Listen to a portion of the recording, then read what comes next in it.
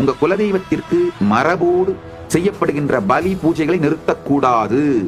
அவையெல்லாம் நம்முடைய முன்னோர்கள் மிக தெளிந்த அறிவோடு செய்து வைத்தவை. உங்களுடைய குலதெய்வம் மரபுப்படி பலி கொடுத்து பூஜை செய்ய வழக்கம் இருக்கின்ற குலதெய்வமாக இருந்தால் கூட நீங்க அந்த நான் வெஜிடேரியன் பிரசாதத்தை சாப்பிட்டு தான் ஆகணும்னு கட்டாயம் கிடையாது.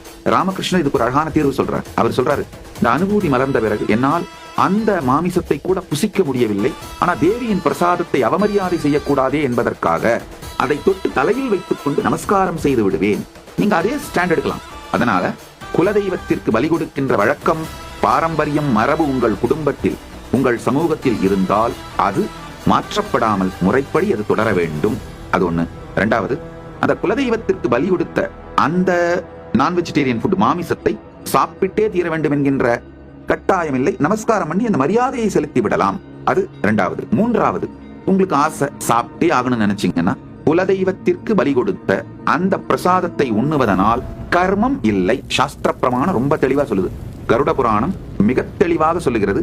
இதை புரிஞ்சுக்கோங்க.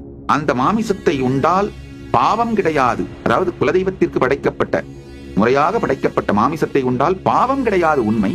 ஆனா மாமிசத்தினால் உடல் மீது ஏற்படுகின்ற நெகட்டிவ் இம்பாக்ட், உங்க ஹெல்த் கொலாப்ஸ் ஆகிறது நடந்துதான் தீரும்.